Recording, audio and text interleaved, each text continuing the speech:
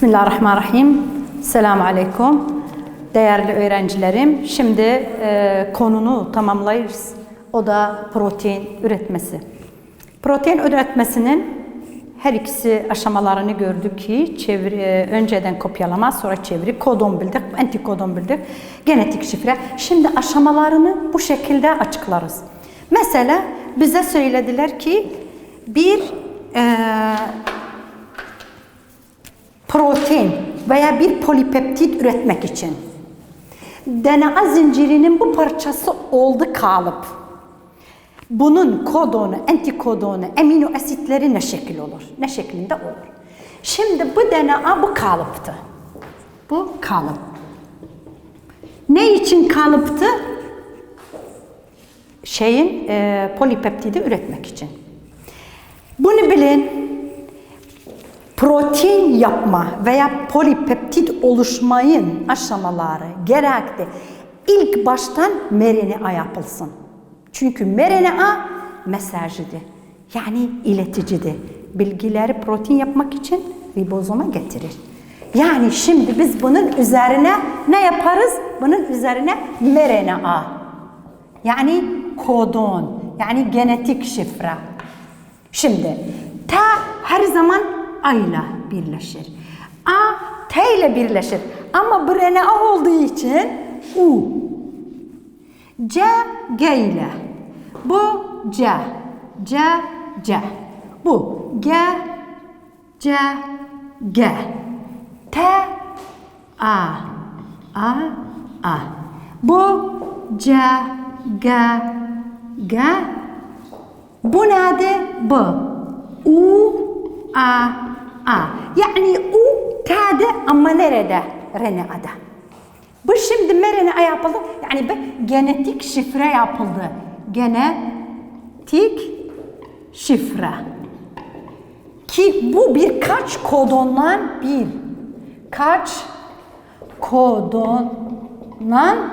oluşur. Yani bir kodon, bir 2, bir 3, bir 4, bir 5, bir 6. Yani bu genetik şifre 6 kodondan oluşmuştur. Şimdi bu olay, bu aşama nedir? Bu aşama kopyalamadır.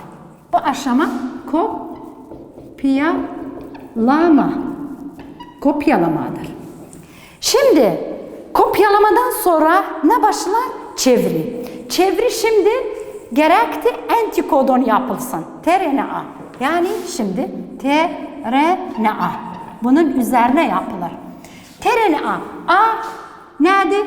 Bak bu başlatma kodonudur. Bu başlatma kodonu.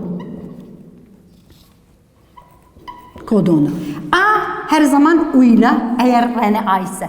DNA ise T ile bağlanır. U A ile C ile. Burada G. Bu C. Bu U. Bu C. Bu ne olacaktır? A, U. A, U bitirme noktasıdır. Bu nedir? Bu antikodondular. Yani bunlar hepsi. Bu hepsi şifredir. Bu hepsi antikodondular. Hepsi.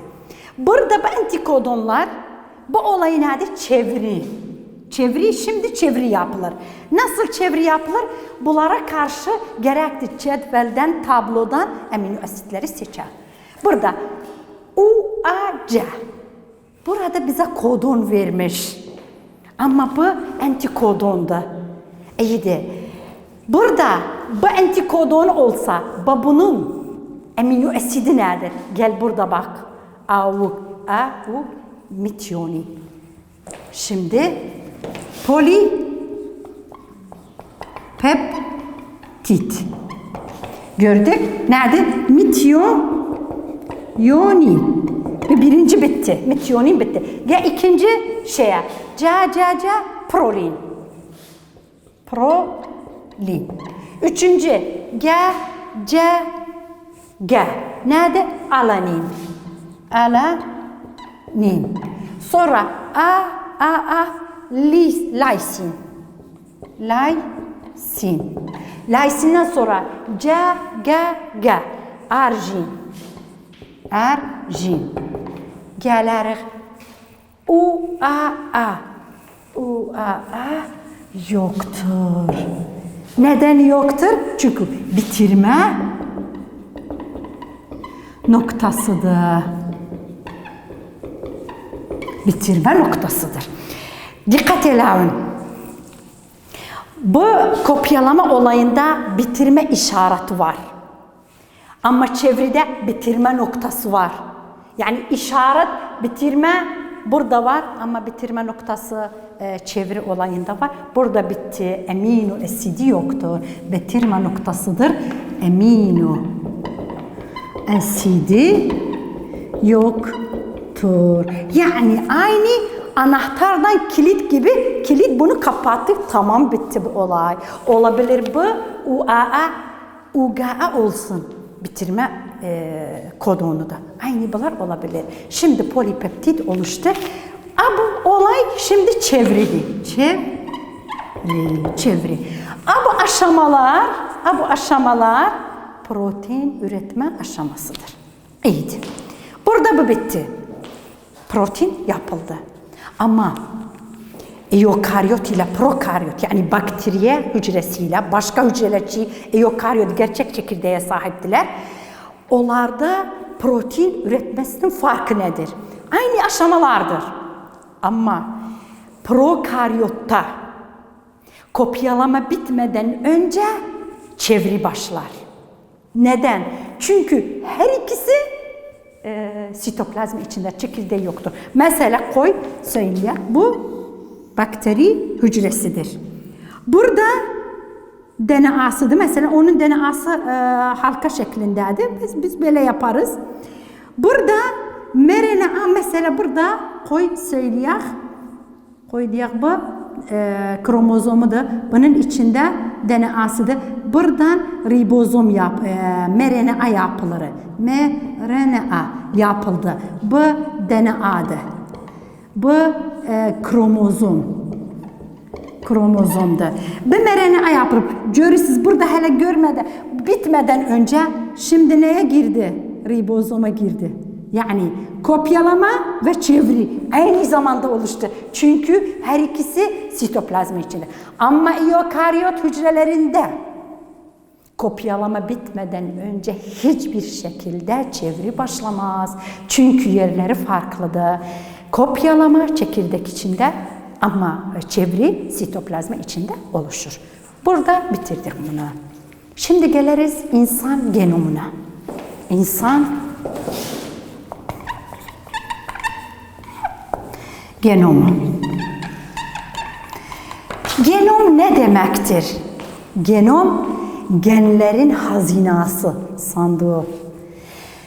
Görülüp insanın genomunda görülmüştür. Tabii bunu demeden önce sizlere söylerim. Kitapta bu resme gerekti. Siz bu resim çok güzel dikkat edersiniz. Çünkü bu resim çok önemli bir resimdir ve olabilir. Üzerine bakaloriyada sorular gelir. Tamam. Şimdi bilim adamları insanın genomunda yaklaşık 2 milyar çift nükleotitlerin sırrını açıklamışlar. Yani görülmüş bu kadardı. Yani 2 milyar genlerin ve görülüp insanda ne kaç şeylerimiz varmış. Affedersiniz diyerek insanın 3,2 milyar azot bezikleri kromozomlarında bunları tartıştılar. Yani incelediler. İnsanın kromozomunda eğer biz bu milyar yani 2,2 milyar çift azot bezikleri söylersek sesle 10 yıl sürer bez bitirmeye. Şimdiye kadar insanın genomunda 25.000 geni bilim adamları açıkladılar. Ama bunları böyle incelemek çok zordu. Bu nedenle şimdi yeni bir bilim oluştu. Ona diyorlar biyobilişme. Biyobilişim.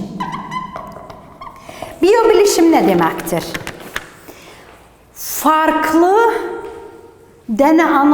Farklı canlıların DNA'lar parçalarını karşılaştırmak için bilgisayar kullanılır. Yani kompüter bilgisayarı burada. Mesela farklı iki insanın DNA'sını karşılaştırırlar. Atla fil mesela. Mesela kelebekle karınca.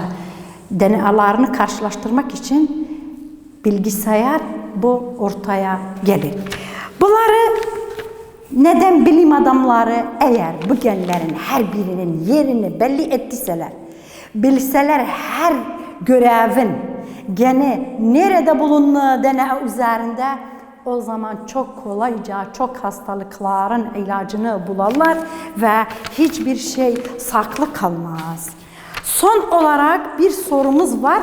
O sorunu da çözerim ta ki bunları siz için kolay olsun. Ama her zaman düşünün ki azizlerim, her kodon her zaman 3 nükleotitten oluşur. Her kodon 3 nükleotitti. Mesela bize söyledikleri zaman, mesela söylerler. Eğer bir amino asit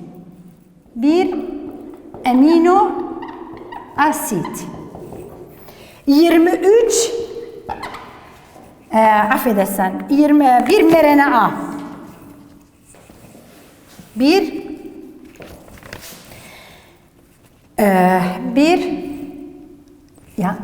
amino affedersen burada 23 amino asidin mRNA'sında amino asit olursa mRNA'daki kodon kaçtır? İyiydi. Biz biliriz her kodon bir amino asidi belli eder. Her kodon bir amino asidi yani 3 kodon bir amino asidi belli eder. Burada diğer olabilir 23 diyebilmez 23. Çünkü 23 kodon ise ama kaç azot bezikleri var? Diğer 20 azot bezik var. Neden? Çünkü burada bitirme astırda bir şeysi yoktur. Amino asidi yoktur burada. Bir soru, diğer sorumuz var. Eğer mRNA 93 nükleotitten oluşursa, başlatma noktası 9. kodondan sonra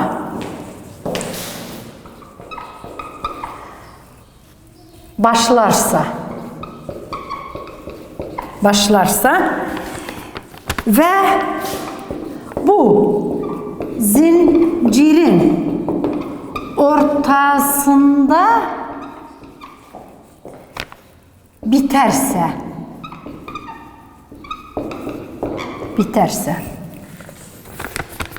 amino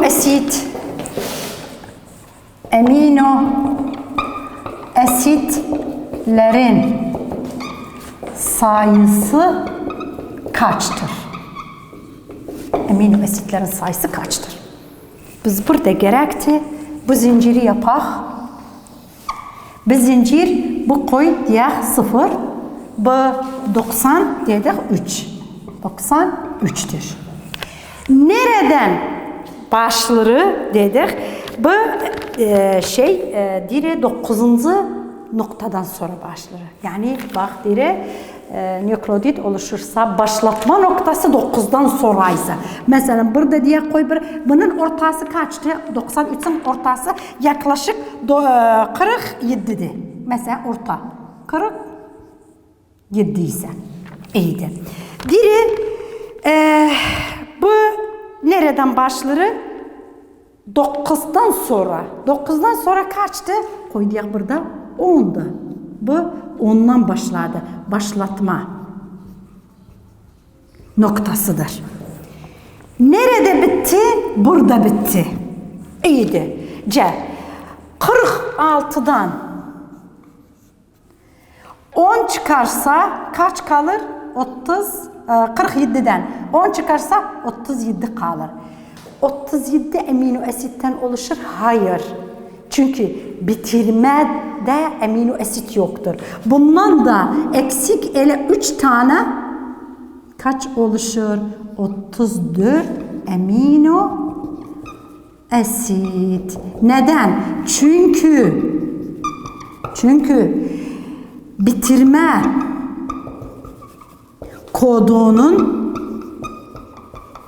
amino asidi yoktur. Yani bakın biri ortada bitirir. Ortası kaçtı? 47'dir. Nerede başları? 9'dan sonra. 9'dan sonra kaçtı? 10'du. Sen 10'dan buraya kadar say. Kaç sıkar? 37. 37 amino asit var? Hayır. Gerekti. Biz burada 3 tane bitirme amino asidini çıkardık. O zaman biliriz burada bu kadar oluşur. Eğer bize söylese hani kaç azot bezik var? Kaç azot bezik var? Sen ne diyesen? Eğer bir kodon 3 azot bezik ise 34 kodon kaç azot bezikti? Ne yapasan 34'ü çarpı 3'e yaparız. Kaç çıkar? 90 affedersen 102 azot beziki çıkar. Neden? Çünkü her kodon 3 azot beziğinden oluşur. Bu şekilde bu konunu bitirdik. 8. bölüm bitti. İnşallah şimdi her birin için başarılar dilerim. Şimdi geliriz 9. bölüme. Burada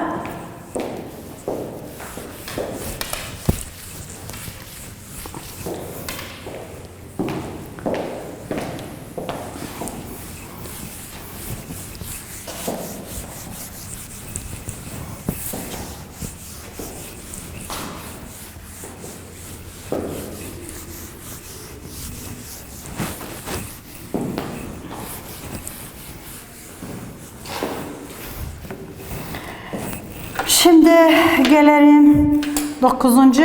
bölümün konusuna. O 9. bölümde konusu da insanda kalıtım ve kromozomlarla genetik. 9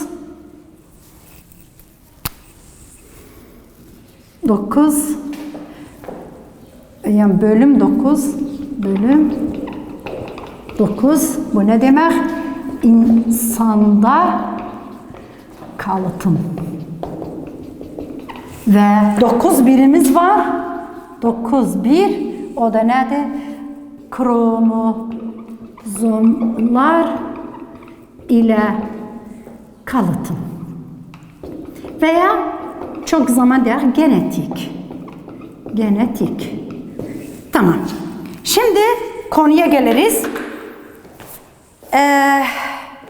Bir bilim adamı, o da Francis Collins bir araştırma yaptı. Bunu söylemeden önce bir hastalık var, kalıtım hastalığıdır. Adı kistik fibroz. Kistik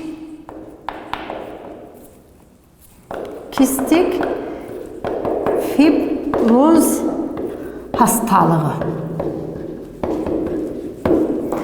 Bunun sembolü nedir? CF. Kistik fibroz hastalığı. Kistik fibroz hastalığı nedir? Bir hastalıktır veya bir genetik bozukluktur. İnsanların ince bağırsak ve pankreasın kanallarını sümük maddesiyle tıkanır. O insanda solunum zorluğu oluşur. Burada bir bilim adamı, o da dedik Francis Collins. Francis Collins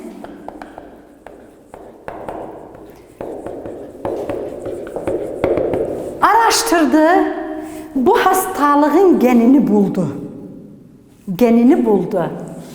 CF hastalığın genini buldu. Bunu araştırdı. Söyledi ki bu bozukluk nedeni nedir? Nedeni genetik bir hastalıktır. Genetik bir bozukluktur. Bir gen var. O gen bu hastalığa neden oldu. Ondan sonra Jeff Pinard geldi. Jeff Pinard bir doktordu. Doktor olarak bu hastalık onda vardır. Bu ne yaptı? Bu geni bulmadı. Çünkü zaten bir gen bulunmuştu.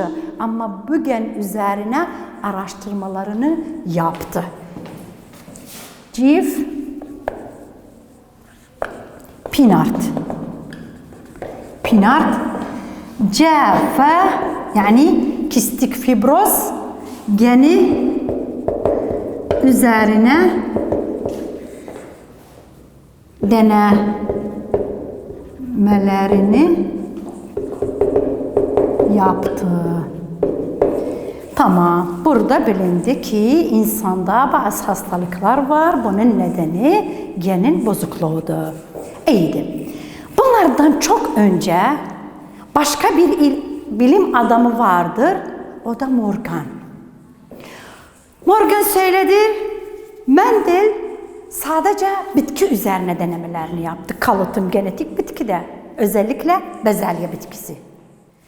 Bu hayvan üzerine yaptı. Hayvanlarda kimi seçti? Meyve sineğini. Meyve sineğini neden seçti? Tabii biz bildik. Mendel neden bezelyeni seçti? Çünkü yaşam devresi azdı. 3 ayda ekeriz, bitki olur, çiçek verir, ikinci nesli de çıkartabiliriz. 2 kromozomların sayısı ve her durumda bunu besleyebilir ve onda da farklı sıfatlar var. Yani ortak sıfat yoktur. Ama beyaz, ama kırmızı, ama uzun, ama kısa. Bu da Morgan da çalıştı, bir canlı hayvan bulsun, onun gibi kolay olsun denemeleri. Kalktı neyini seçti? Meyve sineğini. Morgan meyve sineği üzerine denemelerini yaptı. Neden Morgan meyve sineğini seçti? Bir, hayat döngüsü kısadır, 9 gün. 2, kromozomunun sayısı azdı, sadece 4 çiftti. Yani 8 kromozomu var. Kolayca beslenir ve dişisi 500 yumurta bırakır. Yani bu şartlar buna yardımcı oldu, denemelerini yapsın. Kalktı, denemelerini burada yaptı. Deneme yapma zamanında sırasında bu bilim adamı ne gördü? Kalktı, kırmızı gözlü meyve sineği çiftleştirdi beyaz gözlüyle. O sandı bezelye bitkisi gibi kırmızı baskın, beyaz göz çeknik. Ama ne gördü? Gördü, kırmızı çıktı baskındır. İkinci nesli yapanda. Gördü, kırmızı görüldü, beyaz da gördü. O sandı beyaz erkekle dişi de aynı oranda görülsün. Ama ona dikkat ettiği zaman sadece beyaz göz erkeklerde görüldü. Neden dişilerde görülmedi? Neye kalktı? Araştırdı kromozomlarını. Ne buldu? Gördü. Bunun bu 8 kromozomu yani 4 çift kromozomunun 3 tanesi vücuttan sorumludur. Bir çifti yani 3 çifti vücut sıfatlarından sorumludur. Bir çifti cinsiyetten sorumludur. Gördü ki göz rengi vücut sıfatıdır ama gene cins kromozomu üzerinde bulunur. Bundan gördü dedi. Yeryüzünde yani tüm canlılarda yaklaşık biraz olmasın 2 tür kromozomumuz var. Onlar da cins kromozomu ve vücut kromozomu. Vücut kromozomuna diyorlar otosom. Ama cins kromozomuna cins kromozomu diyorlar. Otosom yani vücut kromozomu hepsi aynıdır. Hepsi aynıdır. XX. Ama cins kromozomunda gördü 2 türdür. X, Y'dir. Yani burada kromozomların türlerini inşallah gelen konuda bunları sizin için çok açıklarız. O zaman X neymiş, Y neymiş görüldü. X, Y'ye göre canlılar erkeğe ve dişiye ayrılır. Sağ olun.